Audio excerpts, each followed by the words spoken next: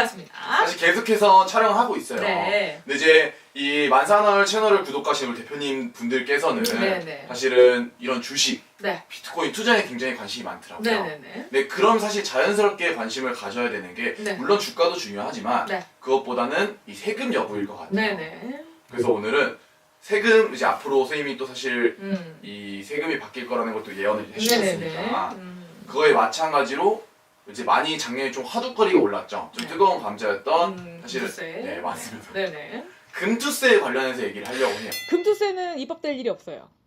입법될 일이 없다. 네. 다시는. 네.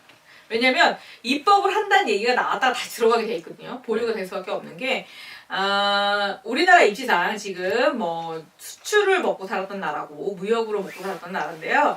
지금 현재 우리나라가 앞으로 먹고 살 길이 수출로 먹고 살 수 있는 길이 크지가 못해요. 아 앞으로는요? 네, 앞으로는요. 왜냐하면 중국이 너무 많이 컸고요. 베트남이 크고 있고요. 인도네시아가 크고 있고 말레이시아가 굉장히 크고 있습니다. 네 수출에 대해서 인도한테도 그렇고요. 지금 밀리고 있는 상태거든요. 맞아요. 그래서 수출로 먹고 살기 쉽지 않고요.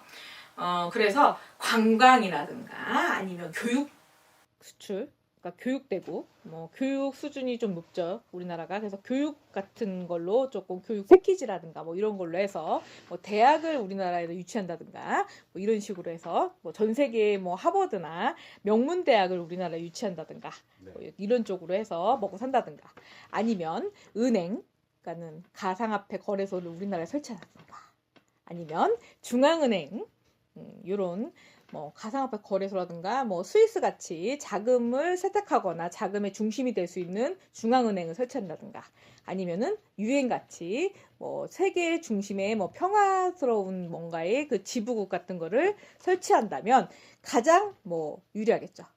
중립이 가능한 나라가 될 수 있겠죠. 평화주의.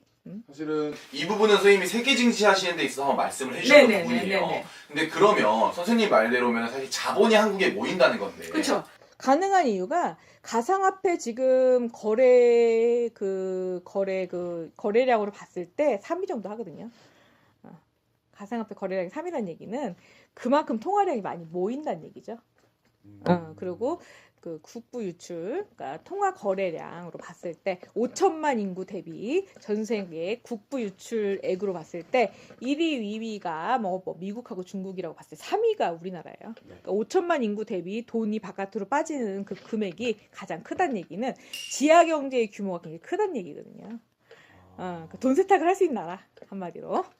그 얘기죠. 그 부분을 장점으로 해서 만약에 그 부분을 조금 더 부가가치적으로 봤을 때 그 부분을 좀 부가가치로 이렇게 설명을 해서 지금 마침 또 트럼프가 대통령이 됐기 때문에 트럼프가 노리는 지금 가상화폐를 띄워서 지금 자기네 채권을 털고 싶어 하죠. 그거를 자기 나라에 지금 두기는 쉽지 않거든요.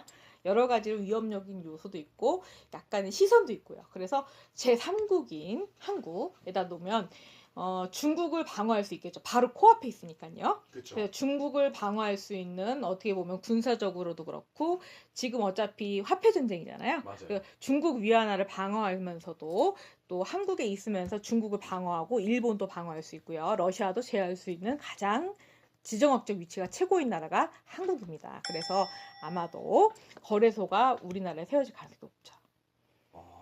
네, 그래서 아마 가상화폐랑 주식 거래 장소가 우리나라로 정해질 가능성이 높아요.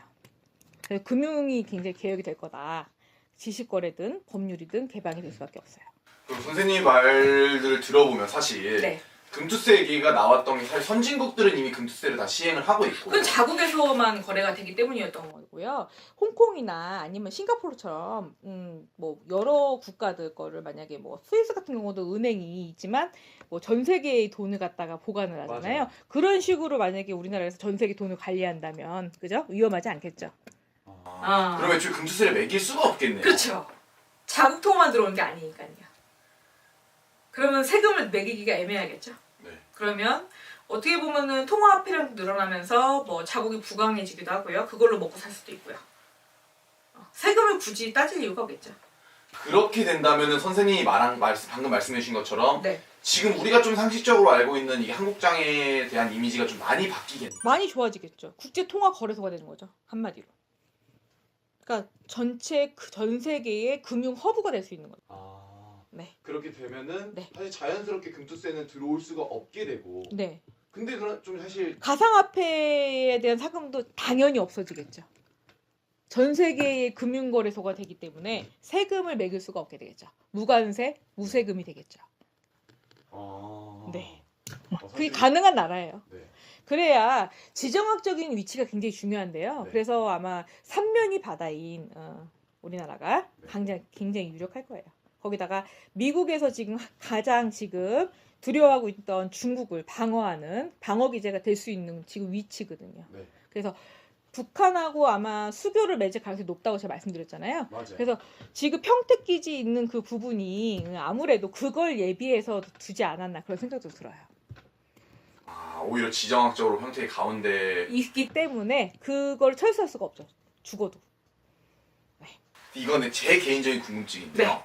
근데 만약에 한국이랑 이거는 북한이 만약에 좀 관계가 틀어져서 네.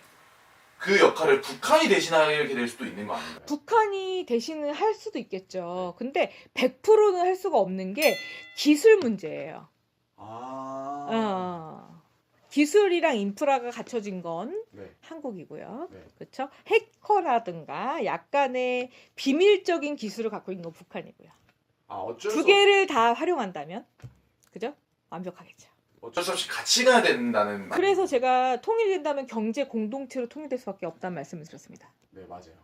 그러니까 겉으로 통일을 시킬 수는 없지만 만약에 중앙은행이나 세계 중심의 금융대국이라든가 금융 중심지로 만든다면 남북 공동체로 뭐 통일을 한다고 해서 반대할 이유는 없거든요. 그렇죠. 그게 가능하죠.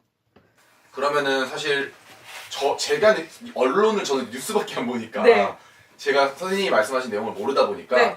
그러면 뉴스로 봤을 때는 다시 제가 느끼기에는 금투세를 그냥 한 발짝 뺀 걸로 보이는데 그렇죠. 얘기만 한 거죠. 표몰이용이죠. 자본주의와 그죠? 빈부격차에 대한 약간 그런 부분에서 금투세를 얘기했을 때 많이 가진 자한테는 세금을 걷어야 된다는 그런 논리죠. 맞아요. 예, 그런 거지만 전 세계적인 만약에 자금이 몰린다면은 그 자금을 가지고 수수료를 먹을 거 아닙니까? 맞아요. 그러면 우리나라 수수료 먹는 걸로도 충분히 먹고 산다면 굳이 우리가 세금을 거둘 이유는 없죠. 자국민한테 거둘 이유는 없잖아요. 외국 사람들한테만 뜯으면 되죠. 맞아요. 그렇죠. 그렇죠.